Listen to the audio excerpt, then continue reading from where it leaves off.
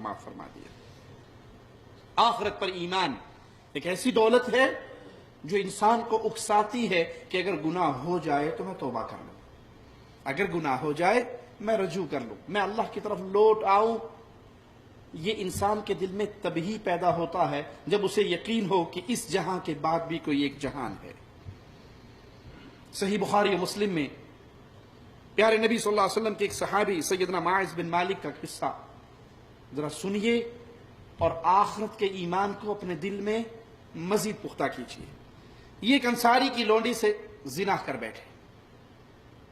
شیطان گناہ کو مزین کرتا ہے، انسان کو ابھارتا ہے، قدم قدم لے کے چلتا ہے، اور جب تک وہ گناہ ہو نہیں جاتا اسے بڑا خوبصورت بنا کے، بڑا ٹیسٹی بنا کے پیش کرتا ہے، اور جو ہی مسلمان گناہ میں گرتا ہے شیطان فوراً پیچھے ہٹتا ہے، میں تینوں نہیں کیا تھی، تو آپ کیتا جو کیتا، میرے طرح الزام لائیں۔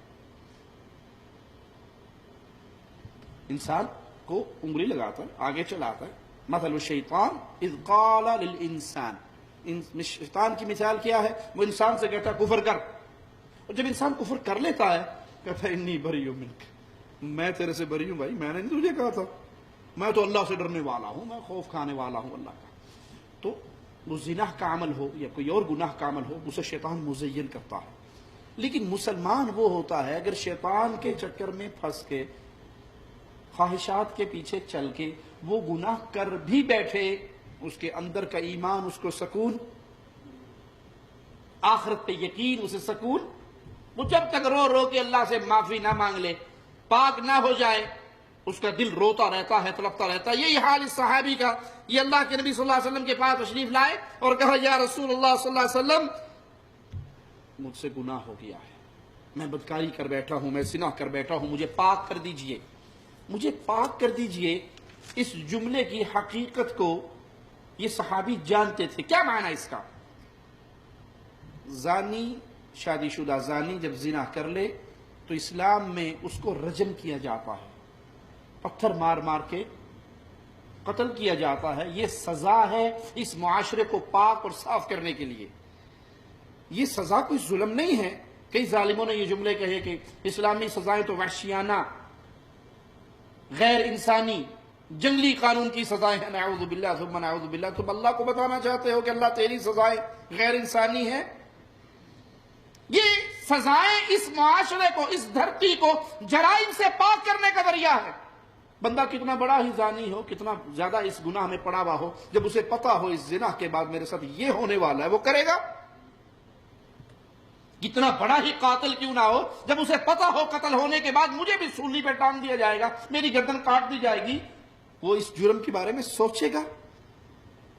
یہ عین انسانی فطرت کے مطابق اور دھرتی کو پاک اور صاف رکھنے کے لیے وہ صحابی ہے اللہ کے نبی گناہ کر بیٹھا۔ پیارے نبی صلی اللہ علیہ وسلم نے اپنا چہرہ پھیر لیا، وہ دوسری طرف حاضر ہوئے، یا رسول اللہ صلی اللہ علیہ وسلم گناہ کر بیٹھا ہوں۔ آپ نے کہا جاؤ معافی مانگو، اللہ سے توبہ کرو، اللہ معاف کر دے گا۔ وہ اس نیت سے کہ میں اللہ سے معافی مانگوں، اور شریعت کا مسئلہ بھی یہی ہے کہ انسان سے گناہ ہو جائے وہ اپنے اللہ سے معافی مانگے۔ بندے اور اللہ کے درمیان جو گناہ ہے معافی مانگنے سے اللہ معاف کر دیتا ہے۔ لیکن یہاں ایمان کی حرارت اتنی ہے، آخرت کی فکر اتنی ہے کہ یہ گناہ لے کر میں اللہ کے سامنے کیسے پیش ہوں گا، کیا منہ دکھاؤں گا اپنے رب کو۔ تھوڑی دور جانے کے بعد پھر واپس لوٹ آتے ہیں۔ اللہ کے نبی صلی اللہ علیہ وسلم گناہ کر بیٹھا، مجھے پاک کر دی۔ آپ نے کہا جاؤ اللہ سے معافی مانگو، اسے مسجد سے باہر نکال دو۔ پھر جا کے تھوڑی دور چل کے پھر واپس آ جاتے ہیں، اللہ کے نبی صلی اللہ علیہ وسلم مجھ سے گناہ ہو۔ آپ نے کہا تو جانتا ہے زنا ہے کیا؟ کہاں اللہ کے نبی صلی اللہ علیہ وسلم میں جانتا ہوں زنا کیا ہے۔ آپ نے کہا اس کے قبیلے سے پوچھا یہ پاگل تو نہیں ہو، عقل اس کی سلامت ہے؟ کہا ہاں اللہ کے نبی اس کی عقل ٹھیک ہے، یہ پاگل نہیں ہے، اس نے شراب تو نہیں پی ہوئی۔ ایک صحابی اٹھے اور اس کا منہ کھول کے سونگا کہ اللہ کے نبی صلی اللہ علیہ وسلم شراب کی بدبو بھی نہیں ہے اس کے منہ میں، شراب بھی نہیں پی ہوئی۔ آپ نے پوچھا تو جانتا ہے زنا ہوتا کیا ہے؟ کہا ہاں اللہ کے نبی صلی اللہ علیہ وسلم جو آدمی حلال طریقے سے اپنی بیوی کے ساتھ کرتا ہے وہ میں نے اس غیر عورت کے ساتھ کیا، مجھے پاک کر دیجیے۔ جب اس نے 4 بار اقرار کر لیا اپنے جرم کا تو رسول اللہ صلی اللہ علیہ وسلم نے صحابہ کو حکم دیا، صحابہ نے اس کو رجم کر دیا، اور ایک روایت میں آتا ہے کہ وہ جنت کی نہروں میں غوطے کھاوا۔ جب انسان کا یقین ہو کہ میں نے ایک دن اللہ کے سامنے پیش ہونا ہے، اگر وہ انسان ہونے کے ناطے نفسانی خواہشات کے تحت اگر گناہ کر بھی لے، یہ گناہ اسے ابھارتا ہے، معافی مانگ، معاملہ صاف کر۔ ایک عورت صحابیہ سے بدکاری ہوگی، اس نے آ کر اقرار کیا، گواہی دی، مجھ سے یہ گناہ ہوا ہے۔ آپ نے کہا لوٹ جا، جب وقت آئے گا پھر بلائیں گے۔ وہ پھر آئی، بچہ پیدا ہو چکا، کہا ابھی چھوٹا ہے، لے جا واپس، ابھی واپس لے جا، جب یہ کھانے کے قابل ہو جائے تو پھر لانا۔ اس کے پیچھے پولیس نہیں تھی، اس کے پیچھے CID نہیں تھی، اس کو کوئی کھینچ کے ایمان اندر کا لا رہا تھا، آخرت کی فکر ستا رہی تھی۔ یہ گناہ لیے لیے مر گئی تو قیامت کے دن کیا بنے گا؟ اس دنیا کا عذاب، اس دنیا کی ذلت، اس دنیا کی سزا چھوٹی ہے، آخرت کی سزا بہت بڑی ہے۔ جب وہ اس قابل ہو گیا کہ بچہ ماں سے جدا کر دیا جائے، اس پہ حد قائم کر دی گئی۔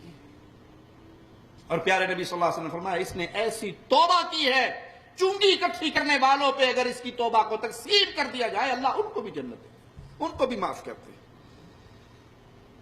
لیکن یہ ساری باتیں کب آئیں گی؟ یہ گمان دل میں کب پیدا ہوگا؟ جب آخرت پہ یقین ہوگا کہ ہم نے مرنا ہے اور اللہ کے سامنے پیش ہونا ہے۔